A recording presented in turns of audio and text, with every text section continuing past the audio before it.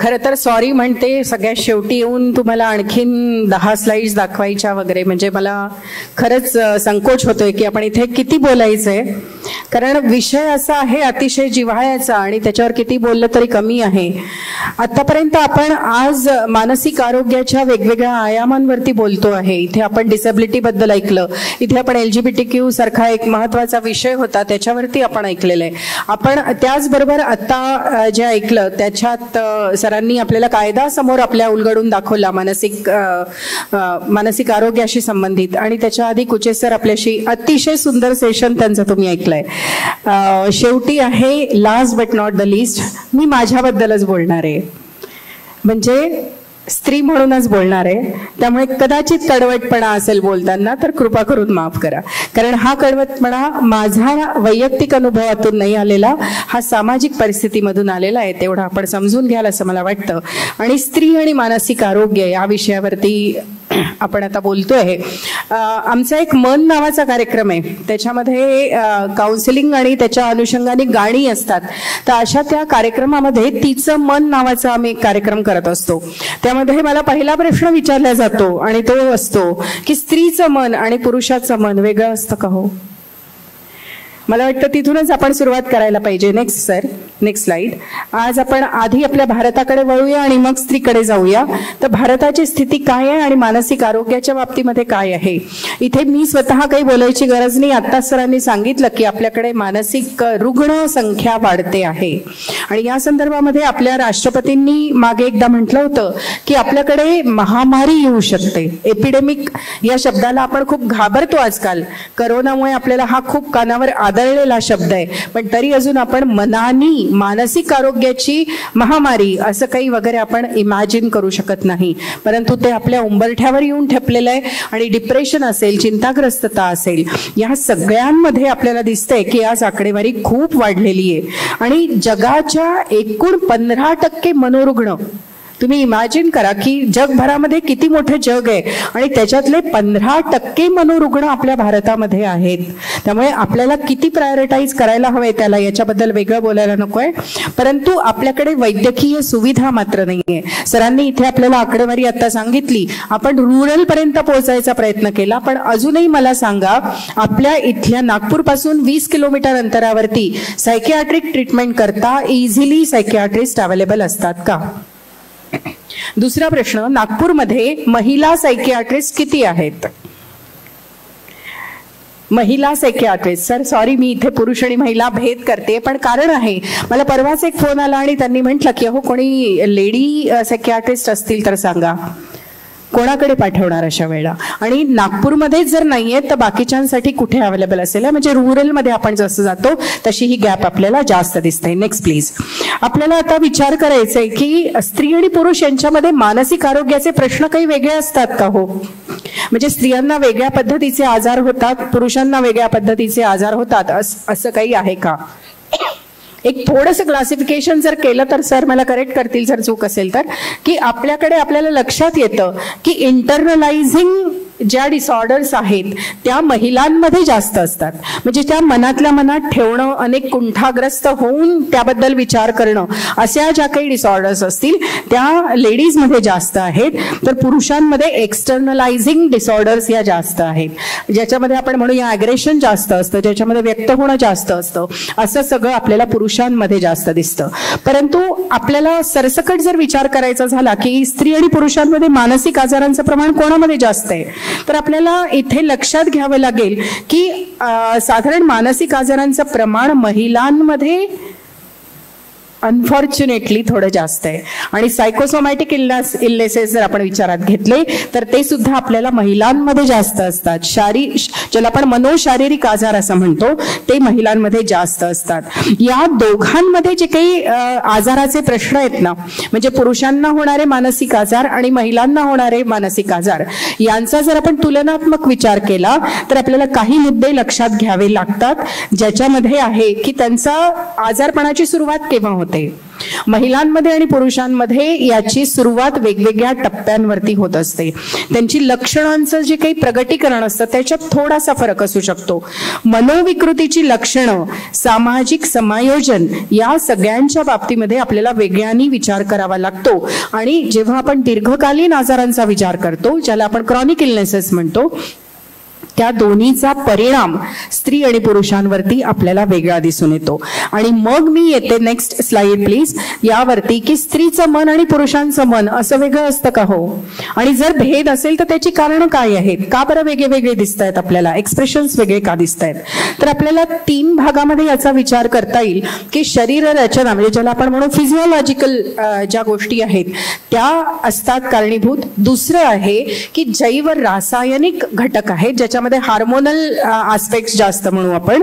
आणि त्याचबरोबरीने तिसरा जो भाग आहे तो आहे की सोशल, ज्याला आपण म्हणू सायकोलॉजिकल किंवा सोशो कल्चरल आस्पेक्ट जे आहेत. या 3 घटकांमुळे आपल्याला असं दिसतं की स्त्री आणि पुरुषांच्या मानसिक आजारांचं प्रगटीकरण असेल किंवा त्यांच्यावरचे उपचार असतील किंवा त्यांच्यामधून ते बाहेर पडणं असेल, याच्यावरती आपल्याला वेगवेगळा थोडासा फरक दिसतो. एक असं म्हणजे 2 थिअरीज आहेत अशा की ज्यापैकी एक अल्फा थिअरी म्हणते की हे असं काही नसतं, म्हणजे स्त्री आणि पुरुषांचं मन वेगळं असतं असं काही नाही. खरंच आहे, जेव्हा जन्माला येतं बाळ तेव्हा त्या स्त्री किंवा पुरुष बाळाचं मन असं काही घडून येत नाही, तयार नसतं मन की स्त्रीचं मन दिलंय आणि आता हे बाळ पुढे जाऊन स्त्री होणार आणि पुरुषाचं मन या शरीरात आहे म्हणजे हे पुढे जाऊन पुरुष होणार, असं नसतं.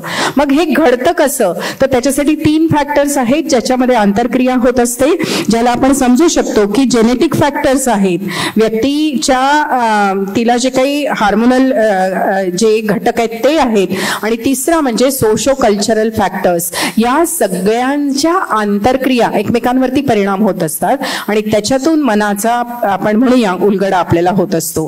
Next please. आपण काही मानसिक आजारांच्या बाबतीमधले फॅक्ट्स WHO ने जे सांगितलेले त्याचा विचार जर केला तर स्त्री आणि पुरुषांमध्ये असं लक्षात येतं की depressive disorders account for close to 41% of disorders, neuropathological, neuropsychiatric problems among women. आणि याचं प्रमाण पुरुषांमध्ये जर आपण पाहिलं तर ते 29% असतं. थोडेसे अंतर आहे, भेद आहेत. Leading mental health problems of elderly are depression, organic brain syndrome आणि डिमेन्शिया. आणि याचं सुद्धा प्रमाण स्त्रियांमध्ये जास्त दिसलेलं आहे. एक 80% लोक जे आहेत हे व्हायलंट आणि कॉन्फ्लिक्ट आणि वॉर्सनी अफेक्टेड असतात. आपण आता पाहतो की युक्रेनचं युद्ध सुरू आहे, आपल्याला आणखीनही युद्ध माहिती आहेत. तर त्या सगळ्यांच्या युद्धांचे जे परिणाम असतात त्याच्यातून जो काही मानसिक ताण येत असतो तो सगळ्यात जास्त जर कोणावर येत असेल तर तो महिला आणि बालकांवरती जास्त असतो असं आपल्याला म्हणता येईल. आणि लाईफटाईम प्रिव्हलन्सची जर आपण गोष्ट केली तर स्त्रियांमध्ये आपण पाहतो की त्यांना आयुष्यभरामध्ये कधी ना कधी व्हायलन्सचा शिकार व्हावं लागतं. याचं जर पर्सेंटेज पाहिलं आपण तर ते भयानक आहे की 16% महिला ते 50% याच्यामध्ये ती रेंज होते, आकडा जो आहे तो. इतक्या महिलांना आयुष्यामध्ये एकदा ना एकदा व्हायलन्सचा शिकार व्हावं लागतं. आणि व्हायलन्स कोणताही असो त्याचा मानसिक ताण निर्माणच होतो आणि त्याच्यातून मानसिकतेवरती परिणाम होत असतो. At least 1 in 5 women suffer rape or attempted rape in their lifetime. किती भयंकर गोष्ट आहे. आणि म्हणूनच भारताला असं म्हटलेलं आहे की स्त्रीसाठी राहण्यायोग्य देश नाही असं म्हटलेलं आहे. तर ते का बरं, तर आपल्याकडे रेप आणि अटेम्प्टेड रेप याचं जे पर्सेंटेज आहे ते प्रचंड आहे. आणि याच्यामध्ये कदाचित रेप इन मॅरिटल याच्यात म्हणजे लग्ना अंतर्गत रेप ज्याच्याबद्दल आजकाल खूप चर्चा होते तो पण आपल्याला इथे घ्यावा लागतो. Next point please. आपण आता विचार करूया की स्त्रियांमध्ये इतकं डिप्रेशन आणि इतकी चिंताग्रस्तता का दिसत असावी, त्याची काही लक्षणं, त्याच्यासाठी काही आपल्याला कारणं सांगता येतील का. तर सगळ्यात पहिले आपल्याला म्हणता येईल की हार्मोनल इम्बॅलन्सेस आहे. पाळीच्या संदर्भामध्ये तुम्ही जर विचार केला असेल, पुष्कळ जणांना माहिती असेल, एक सिंड्रोम असतो ज्याला म्हणतात प्री मेन्स्ट्रुअल सिंड्रोम, PMS त्याला म्हणतात. तर त्याचे सुद्धा परिणाम आपल्याला म्हणजे पाळीच्या आधी हे मूड फ्लक्च्युएशन्स असे स्त्रियांमध्ये दिसत असतात. त्यामुळे हार्मोनल इम्बॅलन्सेस मग ते मेनोपॉझल असू शकतील किंवा पाळीशी संबंधित असू शकतील, हे स्त्रियांमध्ये दिसतात. नंतरचं कारण आपल्याला दिसतं की साथीदाराची व्यसनाधीनता. तुम्ही सगळे फॅक्टर्स पहा की इथे आपल्याला स्त्रीच्या जीवनाचा विचार करताना सामाजिक संदर्भ तिथे येतातच येतात आणि त्याचा परिणाम म्हणून आपल्याला स्त्रीमध्ये हे सगळे आजार दिसू शकतात. तर साथीदाराची व्यसनाधीनता हा एक महत्वाचा भाग आहे. शारीरिक आणि लैंगिक छळ हा सुद्धा महत्वाचा मुद्दा आहे. पुष्कळदा वैधव्य येणं किंवा विभक्त होणं, सेपरेशन, हे पण आपल्याला जास्त दिसतं. त्याच्यामुळे येणारी चिंताग्रस्तता जास्त असते. निर्णय घेऊ न शकणे हा एक प्रकार असतो की खूप इनडिसायसिव्ह असतात स्त्रिया आणि ज्याच्यातून एन्झायटी वाढत जाते. इतरांकडून आधार न मिळणं, ना घरकी ना घाटकी अशी स्थिती अनेक स्त्रियांची असते. घरातून काढून टाकल्यानंतर, मग अशी प्रिया ताई बोलत होत्या तेव्हा त्यांनी म्हटलं की मला लहानपणी घरातून काढून टाकलं गेलं तेव्हा मला काय अनुभवाला आलं. आपल्या असंख्य भगिनी हे अनुभवत असतात की मी जर आता नवऱ्याशी भांडले, मी जर आता कोर्टामध्ये केस टाकली तर मला राहायला घर नाही, मी कुठे जायचं. घरचे माहेरचे म्हणतात की आप एक बार डोली उठी तो वगैरे वगैरे सगळे आपल्याकडचे सगळ्यांना माहिती. त्यामुळे ही मानसिकता जिथे आहे तिथे अत्यंत टेन्शन आणि स्ट्रेस स्त्रियांकरता असतो. प्रसूती संबंधी ताण आणि मातृत्वाचे ताण. आता तुम्ही म्हणाल मातृत्व हा काही आजार नाहीये, मातृत्व ही हजारो वर्षापासून, लाखो वर्षापासून घडणारी घटना आहे, पण तरी सुद्धा आपल्याकडे याच्या संबंधित मानसिक ताण दिसतो. आणि अनेकदा असं असतं की स्त्रिया या वृद्धांची किंवा आजारी व्यक्तींची केअर घेणाऱ्या घरी भोज्या अशा स्थितीने त्या घरी असतात आणि मग त्यांना मानसिक ताण त्याचा येतो. स्त्रीचा स्व आदर कमी असतो किंवा आत्मविश्वास कमी असतो, ही पण एक परिस्थिती आहे. आणि याला सुद्धा सामाजिक वातावरण आपल्याकडचं जबाबदार आहे की त्यांची मानसिकता जडणघडण जी आहे, त्यांचं सोशलायझेशन, मला वाटतं सगळ्यांना हा शब्द माहिती आहे, सामाजिकीकरण त्यांचं जेव्हा होत असतं तेव्हाचे जे घटक असतात ते कारणीभूत असतात की त्यांचा आत्मविश्वास आणि त्यांचा स्व आदर, सेल्फ एस्टीम ज्याला आपण म्हणतो, तो खूप कमी असतो. त्यांना स्वतःवरती विश्वास नसतो. Next please. काही महत्वाचे मुद्दे आहेत की स्त्रियांच्या संदर्भामध्ये की तीव्र मानसिक आजारामध्ये बायपोलरचं प्रमाण स्त्रियांमध्ये जास्त दिसतं. असं एक जनरली आढळलेलं आहे की स्त्रिया उपचारांना प्रतिसाद चांगल्या देतात, पण त्यांच्यावरती त्या आजारांचे जे परिणाम होत असतात ते मात्र जास्त गंभीर असतात. आणि त्याच्यामध्ये पुष्कळदा असं दिसतं की त्याचा परिणाम म्हणून लग्न झालेल्या घरातून काढून टाकणं, बेघर होणं किंवा त्यांचा लैंगिक आणि शारीरिक छळ होणं, अत्याचाराला बळी जाणं हे सुद्धा घडताना दिसतं. आणि याच्यामध्ये एक स्टॅटिस्टिक्स असं आहे की नॉर्मल लेडीज ज्या आहेत, घरामध्ये राहणाऱ्या ज्या स्त्रिया आहेत, त्यांच्यापेक्षा घरातून ज्या बाहेर पडलेल्या आहेत, ज्या बेघर झालेल्या आहेत, ज्यांना मानसिक आजार झालेला आहे, अशांना जास्त प्रमाणामध्ये लैंगिक अत्याचार किंवा याला सामोरं जावं लागतं. त्यांना HIV आणि बाकी संक्रमणाचा धोका सुद्धा जास्त असतो. एकूणच मनोरुग्ण महिलेला समाजाकडून, आता हा समाज म्हणजे काय हा विचार करण्याचा प्रश्न आहे. कदाचित कुटुंब आणि सगळे तिचे जे साथीदार आहेत किंवा तिचे जे सगळे जोडलेले लोक आहेत ते सगळे असतील, या सगळ्यांकडून त्रास होत असतो. Next please. एक स्लाइड आहे आत्महत्येसंबंधी की आत्महत्यांचं प्रमाण असं म्हणतात की attempted suicides are more among women आणि completed suicides are more among men असं म्हटलं जातं. पण त्याच्यातही आणखी स्टॅटिस्टिक्स मध्ये आपण जर शिरलो तर काही थोडेसे असे इथे अंदाज आलेत की सामान्यतः असं म्हटलं जातं की 18 ते 29 या वयोगटामध्ये आत्महत्या जास्त होतात.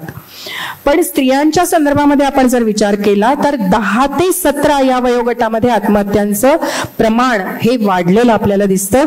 आणि अर्थातच याची कारणं आपल्याला सगळ्यांना त्याची जाणीव आहे. भारत सरकारची आकडेवारी आपण पाहतो तर आत्महत्यांची कारणं काय आहेत ती आपण पाहू. त्याच्यामध्ये हुंडा असेल आहे, त्याच्यामध्ये लव्ह अफेअर मध्ये फेल्युअर्स हा एक मोठा मुद्दा आहे, किंवा ज्याला आपण म्हणूया की इललेजिटिमेट प्रेग्नन्सी, आता हा शब्द काय आहे खरं तर म्हणजे क्वेश्चनेबल आहे, की मी सरळ म्हणेन की कुमारी माता हा असू शकेल प्रश्न, किंवा जोडीदाराशी भांडण किंवा तिच्या सासरच्यांची भांडण याच्यातून आत्महत्या घडणं, ही कारणं साधारणतः स्त्रियांच्या आत्महत्यांमध्ये आपल्याला दिसतात. आणखीन एक महत्वाचं असतं की नात्यामध्ये तणाव असतात आणि जोडीदाराकडून हिंसा घडत असते. भरोसा सेल सारखी एक जी ऑर्गनायझेशन आहे जिथे असंख्य पीडित महिला येत असतात आणि त्यांच्या केसेस आम्ही हँडल करतो, तेव्हा हे लक्षात येतं की स्त्रियांना किती प्रकारे हिंसेला तोंड द्यावं लागतं. हिंसा ही फक्त काही मारपीट केली म्हणजेच हिंसा आहे असं नाही, तर शाब्दिक हिंसा सुद्धा भयंकर होत असते, तिची मानसिक कुचंबणा देखील खूप होत असते. त्यामुळे या सगळ्याचा परिणाम तिच्या मानसिक आरोग्यावरती होत असतो. 2च स्लाइड्स याच्यानंतर आहेत. Next slide please. मानसिक आरोग्यावरती महिलांच्या संदर्भामध्ये आपण पाहतोय की कोणते घटक परिणाम करतात. तर आपण असं जाणतो की 2/3 म्हणजे 2/3 विवाहित महिला कौटुंबिक हिंसाचाराच्या अत्याचाराच्या बळी आहेत. हे सगळं स्टॅटिस्टिक्स हादरवून टाकणारं होतं आहे आणि विचार करायला लावतंय की आपण कोणत्या समाजामध्ये राहतोय. स्त्री भ्रूण हत्या ही काही आपल्याकडे नवीन बाब नाही. मानसिक आणि शारीरिक छळ स्त्रीचा होणं आणि त्याचा मानसिक आरोग्यावरती परिणाम होणं ही ओपन सिक्रेट्स आहेत. सेक्शुअल ट्रॅफिकिंग, जोडीदाराकडून जबरदस्ती होणं, हा सुद्धा एक भयंकर असा प्रकार आहे. लग्न झाल्यानंतर अनिच्छेनी लैंगिक संबंध ठेवायला लावणं, हा स्त्रीवरती जे अत्याचार होतात त्याच्यामध्ये अतिशय मोठा भाग आहे. आणि आपण असं आणखीन एक मुद्दा, अपमानास्पद वागणूक आपण मगाच पाहिलं. गर्भधारणे संबंधी सुद्धा काही घटक आहेत ज्याचा तिच्या मानसिक आरोग्यावरती परिणाम झालेला आपल्याला दिसतो. म्हणजे तिला मुलं जी होतात त्याच्यामध्ये मुलीच झाल्या तरी सुद्धा घरामध्ये तिच्या ताण, नुसत्या घरात नाही तिला ताण येणार, किंवा वंध्यत्व असेल तर स्त्रीच जास्त त्याच्यामध्ये फोकस मध्ये राहते. आणि प्रसूती पूर्व नैराश्य, प्रसूती पूर्व नको तिथे प्रसूती उत्तर पाहिजे, प्रसूती नंतर पोस्ट पार्टम जे डिप्रेशन असतं, म्हणजे डिलिव्हरी झाल्यानंतर डिप्रेशनच्या केसेस आहेत, याच्यामध्ये प्रचंड वाढ झालेली दिसते. आणि ज्या पहिल्यांदा ज्यांचं डिलिव्हरी होते अशांच्या बाबतीमध्ये जवळपास 80% महिलांना माइल्ड, सौम्य ते तीव्र प्रकारचं डिप्रेशन हे येऊ शकतं. ही अतिशय गंभीर बाब आहे आणि याच्याकडे लक्ष दिलं पाहिजे. कारण अनेक गोष्टी असतील की तिला तिचं करिअर समोर दिसत असतं, कॉम्प्रोमाइजेस समोर दिसत असतात आणि असंख्य गोष्टी असतात, आणि आपल्याकडचं बालसंगोपनाची पूर्ण जबाबदारी स्त्रीवरती, हा पण एक मुद्दा असेल की ज्याच्यातून निराशा येऊ शकते. Last slide please. स्त्रीचं मानसिक आरोग्य आपल्याला जर जपायचं असेल तर आपल्याला काय उपाय सांगता येतील, हा इथे एक थोडक्यात द्यायचा प्रयत्न आहे. की योग्य बालसंगोपन पद्धती हवी. मुलगी म्हणून अमुक आणि मुलगा म्हणून डोक्यावर चढवणं हे प्रकार नकोत. स्त्री शिक्षणाकडे विशेषत्वाने लक्ष पाहिजे. नंतर स्त्रीचे हक्क आणि त्याच्यासाठी योग्य यंत्रणा आहे का. रुरल एरियामधून, ग्रामीण क्षेत्रामधून 12वी नंतर शिक्षण सोडणाऱ्या असंख्य मुली आहेत आणि त्याची कारण आपल्याला माहिती आहे की त्यांना दुसऱ्या ठिकाणी ठेवावं लागणार आहे, त्यांच्यासाठी यंत्रणा आपल्याकडे कदाचित नाही. आपल्याला जीवन कौशल्य शिक्षण, कणखरता आणि स्वसमर्थकता या 3 ट्रेनिंग्स वरती भर द्यायचा आहे. पहिला आहे लाईफ स्किल बद्दलचं, आणि हे मी फक्त मुलींनाच द्या असं म्हणत नाहीये, हे दोघांनाही, म्हणजे मुलं आणि मुली दोघांनाही द्यायला पाहिजे. कणखरताला इंग्लिशमध्ये आपण म्हणूया रेझिलियन्स, म्हणजे काही टेन्शन आल्यानंतर परत नॉर्मल होण्यासाठी जी काही आपल्याला मेकॅनिझम्स लागतात त्याला आपण म्हणूया कोपिंग स्किल्स, ते शिकवले पाहिजेत. स्वसमर्थक त्यांनी व्हायला पाहिजे. म्हणजे काय की स्वतःला असर्टिव्हली पुढे न्यायचं. अनेक मुली त्यांच्या मनातलं बोलतच नाहीत. लोक काय म्हणतील पेक्षाही घरचे लोक काय म्हणतील याचं टेन्शन खूप जास्त असतं असं मला वाटतं. तर करिअर, कौटुंबिक जबाबदारी यातलं संतुलन कसं पाळायचं, हा मुद्दा मला वाटतं आजकाल ऐरणीवर आलेला आहे. आणि डिव्होर्सेसच्या केसेस मध्ये जास्त करून हे दिसतंय की दोघांनाही, म्हणजे मुलांना आणि मुलीला, स्त्री आणि पुरुष दोघांनाही हे संतुलन कसं सांभाळायचं याच्याबद्दल गायडन्स हवं आहे. सामाजिक स्तरांवरती योग्य दर्जा स्त्रीला अजूनही मिळत नाही. आर्थिक असुरक्षितता तिला दिसते. समान संधी मिळत नाही. आपल्या पार्लमेंटमध्ये, आपल्या विधानसभेमध्ये, आपल्या एकूणच राजकीय पक्षांमध्ये, आता इथे पूजाताई इथे आहेत, पण तरी सुद्धा मी असं म्हणेन की किती महिला तरी आहेत, किती महिला खरंच एम्पॉवर्ड आहेत पॉलिटिकली, हा विचार करायचा मुद्दा आहे. त्यामुळे स्त्रीचं मानसिक आरोग्य हे महत्वाचं आहे. आपल्या एकूणच आरोग्याच्या पूर्ण पॉलिसीजमध्ये तिच्या रिप्रोडक्टिव्ह हेल्थवरती इतका प्रचंड भर दिला गेला तितका तिच्या मेंटल हेल्थकडे लक्ष दिल्या गेलेलं नाही. त्यामुळे तिथे ते आवश्यक आहे. प्राथमिक आरोग्य सुविधांमध्ये मानसिक आरोग्याच्या संबंधी सर्व सुविधा उपलब्ध करायला पाहिजे. आता नवखरे सरांनी सांगितलं की रूरल हेल्थ पर्यंत, रूरल मेंटल हेल्थ पर्यंतचं मिशन जे आहे ते सक्सेसफुल झालं पाहिजे. व्यावसायिकांची आणि उपचारांची उपलब्धता त्यांना मिळाली पाहिजे. जिथे ऍक्सेसच नाही तिथे कसं होणार. आणि स्वतःसाठी आवाज त्यांनी उठवायला शिकलं पाहिजे, स्वतःसाठी बोलायला शिकलं पाहिजे. अत्याचार झाल्यानंतर चूप बसले तर मानसिक आरोग्यावरती त्याचा नक्कीच विपरीत परिणाम आहे. त्यामुळे एवढं नक्की करायला पाहिजे, दुर्लक्ष करायला नको. कारण लास्ट स्लाइड याच्यातली जी आहे की आपली मानसिक आरोग्याची जबाबदारी आपली असते, त्याला प्रायोरिटाईज करणं ही आपलीच जबाबदारी असली पाहिजे. आणि आपला हॅपीनेस, आपलं आनंदी राहणं हा सुद्धा महत्वाचा भाग आहे असं मला वाटतं. जसं आपण सुरुवातीला म्हटलं होतं की स्वतःपासून सुरुवात केली पाहिजे. अगदी खरं आहे. म्हणजे आपल्या अध्यक्षांपासून तर आतापर्यंतच्या सगळ्या ज्या वक्त्यांनी याच्यावरती भर दिलाय की सुरुवात स्वतःपासूनच केली पाहिजे. त्यामुळे happiness is your choice, happiness is your habit. त्यामुळे ते आपण निवडूया, त्याच्यासाठी आपण प्रयत्न करूया. आणि 3A देऊन तुम्हाला थांबते. 3 A's ऑफ हॅपीनेस असं आम्ही त्याला म्हणतो. हे 3A जर तुम्ही आयुष्यामध्ये बाळगले तर तुम्ही आनंदी होऊ शकता. त्याच्यातला पहिला A हा मी नाही दिलेला, हा हरलॉकने दिलेला आहे. तर पहिला A आहे ऍक्सेप्टन्स. मगाशी सुद्धा मला वाटतं असुरानी सरांनी सांगितलं की ऍक्सेप्ट इट. जे आयुष्य आहे जसं आहे तसं स्वीकारायचं, पहिला A. दुसरा A अफेक्शन.